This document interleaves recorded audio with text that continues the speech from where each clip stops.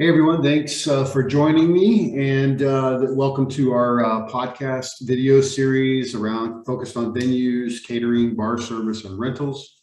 In this episode, I'm meeting with John from Chicago. He's a rental company, so enjoy. John, thanks for doing this. I really appreciate it.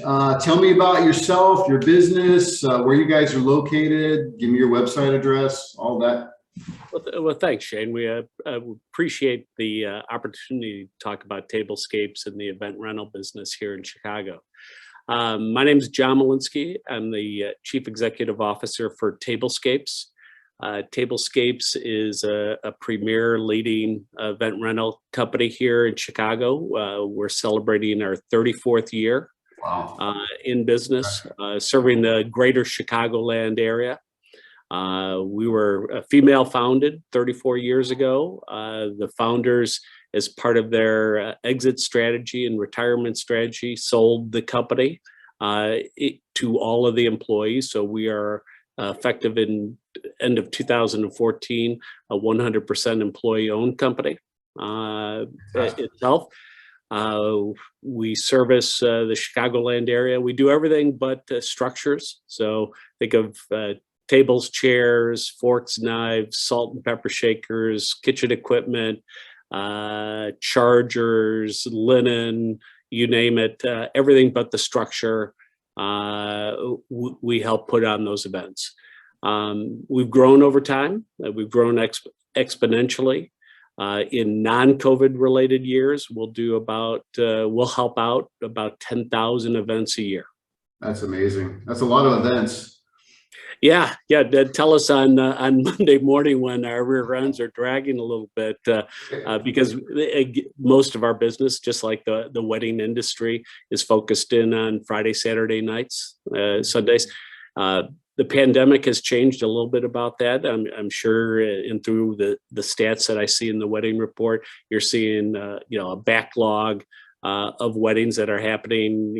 In non-mitigation areas, it's really thrown a positive curve at the industry, and that is we're seeing weddings, a great influx on Sundays, on Mondays, Tuesdays. Corporate events are coming back, but it's really a good time to be in this industry. Yeah, excellent. Tell me, John, what is like the one thing that you get excited about when it comes to what you do? I think there's probably more than one thing. One, it's great being in a business that by and large is 99% celebratory. It's about a celebration. It's about a wedding. It's about a mitzvah. It's about a sweet 16th. It's about a graduation. It's about positive life events that are happening, and to be able to play a small part in making that happen, I think it is just fantastic. The other part is just as a simple challenge of being part of those events. We are one of many vendors that put on or come together as a group, all led by whether it be a planner or the individual owners of the business. It could be the venue, it could be a company that pull all of that together. The thousands of pieces hundreds and thousands of pieces that come together, all for that, I do at the end, or, a congratulations or what have you. So, it's part challenge. I think that's what keeps everybody in the game. But as I said, the other part is that, hey, it's all about celebrations. And, especially after these last couple of years, we could certainly use a little bit of that forward and looking up and to the right than looking down. Yeah, I think we forget about that sometimes, right? Like it's all about like the celebration, and we get so bogged down with the day-to-day of business and operating that we forget, oh, we're celebrating two people coming together and loving and all the good, or whatever celebration it is, right? Like just people coming together. That's a good point, John. Yeah, and when you think about it, most of those celebrations, the people that are there will only be there at that moment in time. That whether it's 12 people, gathering for a celebration, or 250 for a celebration. And all of the people that touch those aspects to make it, such a great event, is really, that's also part of the challenge, but that's also the fun part of it. Yeah, for sure. How many, like when you guys do events, like what's your average, well, weddings specifically, but what's your average guest count that you typically are seeing in the Chicago area right In now? the Chicago, a spot on average would be somewhere, let's put a circle around 175. Okay. But we run the gamut. We run from a very small, intimate, private gathering to something that might be on Navy Pier, if you're familiar with Chicago, or the Museum of Science and Industry, or the large venues that can seat 500, 600, 700 people. Yeah. Or a big tented event that might have multiple structures, for ceremony to celebration to everything else in between. So, but that's about the sweet spot. What does that mean? Our average event, the number of pieces that will be going out, and that's all the utensils, equipment. We may be moving 2,000, 2,500, 3,000 pieces of inventory in for these events. Wow. And then all returning, that either same day or the next day to pick it all up and start the whole process over again. Yeah, interesting. You also mentioned that your company is mostly employee owned. Yes. What does that mean, like difference wise, for say a large corporation versus like an employee owned company? Okay. Well, the major difference is that, think of it as a retirement plan, a 401k plan. The way that ours is structured is that the team members are many of them have been vested. Our average tenured employee team member has about 19 years of experience with Tablescapes. So when they go to retire, there are certain requirements that are required by law. We have an outside valuation. We have a board of directors. We have an outside trustee that look for the benefit of the team members, myself as a team member included, to ensure that everything is done to the satisfaction of the rules and regulations of retirement plans. So at the end of the day, it gives them an opportunity to put away quite a few dollars, at no cost to them, to the team member. This isn't a matching fund. This is just what the company does. Allocate shares, and whatever the value of those shares are at one's retirement, the team member gets that in a distribution. That's awesome. That's good. I think that changes the game for you, right? Like from a business perspective, because now you have employees that are really part of the company, and their effort makes a difference, not only now, but also in the future, right? Oh, absolutely. Absolutely. Although it also comes with its own challenges. Of course. When there are a ton of people in our industry and all industries that live paycheck to paycheck, and it's hard to focus in on the future. But we've had people retire here, leave the company and get their distributions. And so as they start to see that, they'll say, hey, there's something real here. And that they can affect the overall performance of the company. Yeah, absolutely. Yeah. Switching gears a little bit to like the folks getting married. Let's tell me what the process is. So when I noticed on your website, I can go on and I can actually get a quote for all the stuff right there. But what is the typical process that someone goes through when they call you? Do they call you? Do they just order online? And then what happens after that? How do you guys work with them? Okay, great question. And it varies. If there were a simple rote way of absolutely, it would make our lives a lot easier. But normally, again, how much normal actually happens, we could debate all day. Yeah, right. Coffee or a glass What's of normal wine, anymore with it. But there's the process of getting let's stay with weddings, the engagement, the actual, hey, let's do this between the couple. From there, it normally follows, again, we'll stay with the normal, is that a date is set and then the clock starts ticking. So from date, you need a venue. Where am I having this event? Is it a banquet hall? Is it at a home? Is it in a tent? Is it at a venue specific to having events itself? And that will start to dictate the time, the people involved. Let's not forget all of the, how do I plan for flowers? How do I plan for the food service?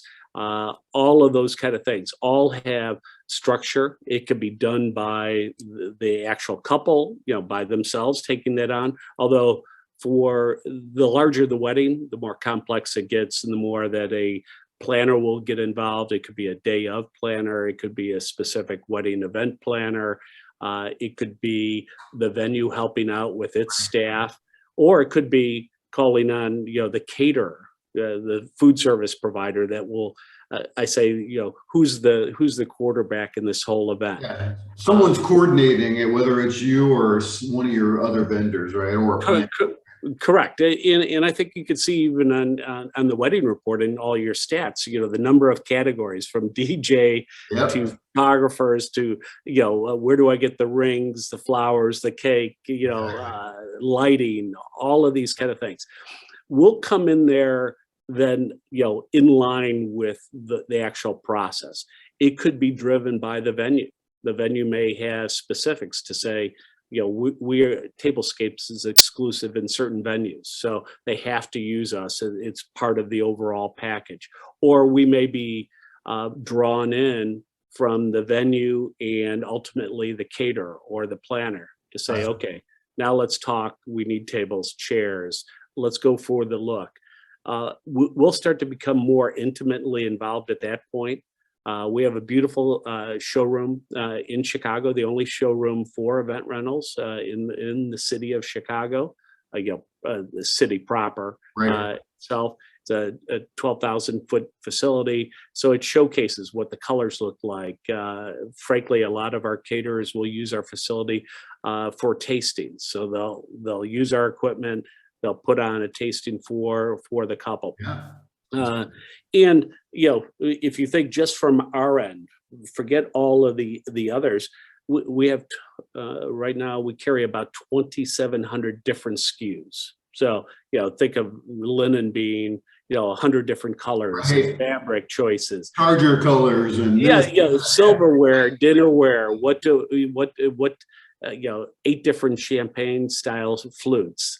What size of a double old-fashioned glass do I have? How does it all look on a table? How do I want a dance floor? Do I need a lectern? Do I need microphones? Do I need all of those pieces? How is the caterer preparing the meal? Then there's the catering equipment. How do I move it? The waiter stands. The bus tables. The ice bins, the coffee makers, all of those kind of things all start to flow in. In an ideal world, I mean, we have weddings booked for next year already with product in the order, but that's a small percent. We're getting, so that's probably best case that it's planned out a year. The people know the celebrants decide what they want, how they want it. And then there becomes a little bit more, Shane, what's the real world? The real world is, when you have so many people in the process, well, it may be delayed. We carry a significant inventory. We carry almost 1 million pieces of inventory. So we're able to react much more closer to the deadline, but we're getting changes to weddings for tomorrow, today. Changes to the actual order. Right? It just does. It could be change of headcount. It could be things outside of control. It could be a lot of different things. So it runs that gamut from being well planned put in the books a year in advance to literally a quote for an order changing into a contract or a reservation week of. Yeah. Yeah. With changes happening almost up to the time that the event happens. Gotcha. What, what specific advice would you give couples today if they came to you, hey, what do I need to think about with rentals, man? What advice would you give them? Well, the more that one plans ahead, the more guaranteed, less chance of error happening, Okay. somewhere along the way. It could be overbooking situations. It could be, change of weather. It could be under a tent. How have you planned for weather changes? Heat, cool. Yeah, we're here in the Midwest, so it changes quickly. Yeah, it was 90 degrees 3 days ago, and it's 70 today. So, do you need outdoor heaters? Yeah. Do you I know the weather changes pretty quickly, especially in the Chicago area. Do you guys recommend people have a backup opportunity with a tent, depending on the venue type? Yeah, it really depends. A lot of that will be driven by either the planner or the caterer or the celebrants themselves. And they'll walk through that. Okay, what happens? What are the downsides? And that's more for outdoor events. That you really have to plan that. Indoor, although many venues, many venues here in Chicago have outdoor patios and upstairs. So if you're including that, what happens if it does rain? We have about a 20% chance of rain happening any given weekend here, and so that does play. So you had asked me what advice. I'd say plan ahead, plan for contingencies. I would always check references. Whether it be all of the contractual matters. What happens if something changes? And we would have probably never thought of this 3 years ago. But what happens to deposits if the wedding gets postponed? We've had weddings postponed on our books for a year and a half. Yeah.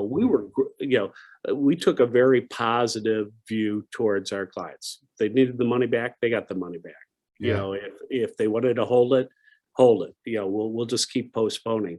But other people, other venues, I should say, other participants in this whole chain of putting together a wedding may act differently. So, get to know, and then the final bit of advice is relax and have fun, and enjoy it. Right. That's the main point, right? Relax and have fun, right? It's your day.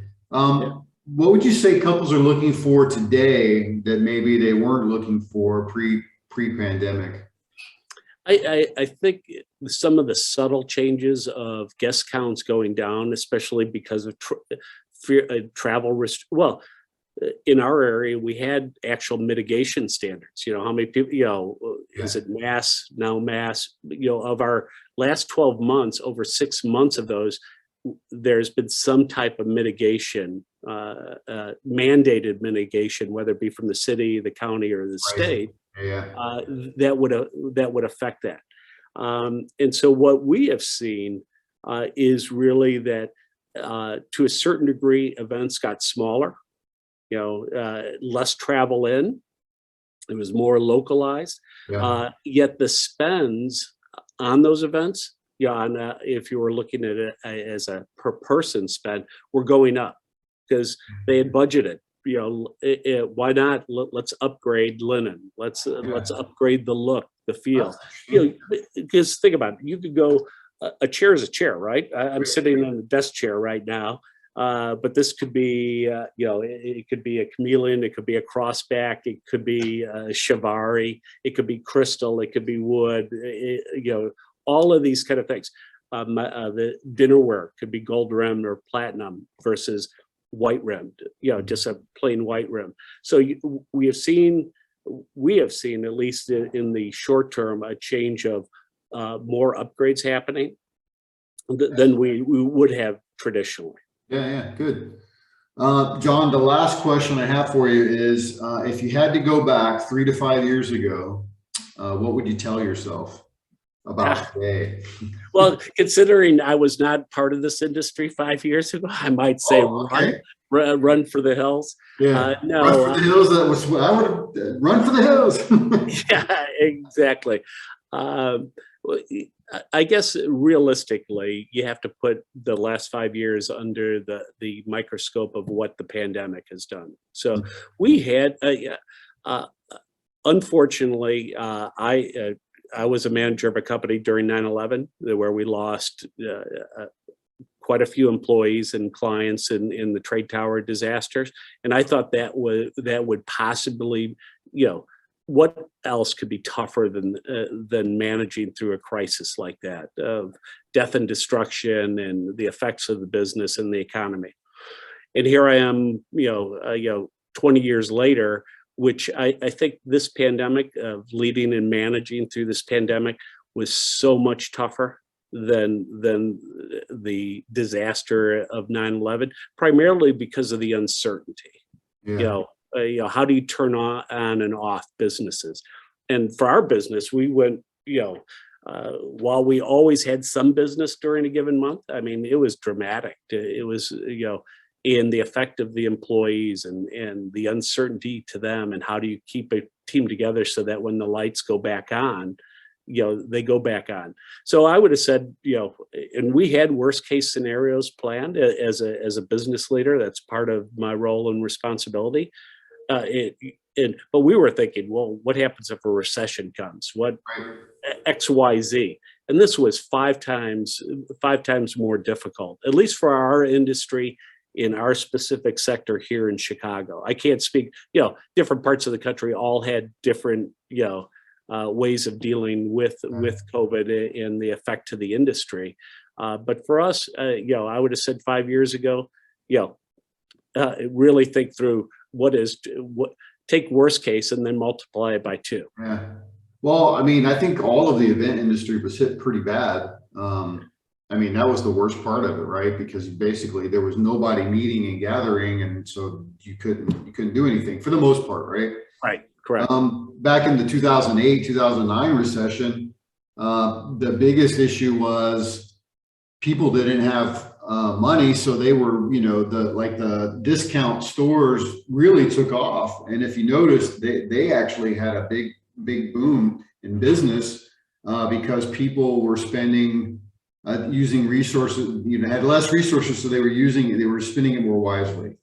Mm-hmm. Today, with the pandemic, the biggest issues are supply chain and getting materials to people and that sort of thing, right? Like getting stuff to your house so you can actually now live in your house and do stuff out of your house versus before, most of the time you're going into the office, right? So, I mean, just the whole toilet paper issue we had across the country, was insane. Is like, how could you ever think that something like that would happen? We'd run out of such a simple thing like that, but it happened. And it was, how can we be out of baby formula? Now we're out of baby formula, right? And it's just these consistent things that are driving different behaviors than we had, with the other. This thing has been insane, right? To us as a nation. So absolutely. The world, really. Right. So, yeah. Well, John, thanks a lot. Hey, tell me, tell us your website again and your business name. We're at Tablescapes event rentals here in Chicago. Our website's www.tablescapes.com. Great. Awesome. John, thanks so much for doing this. I really appreciate your time. Shane, same here. Appreciate it. Okay.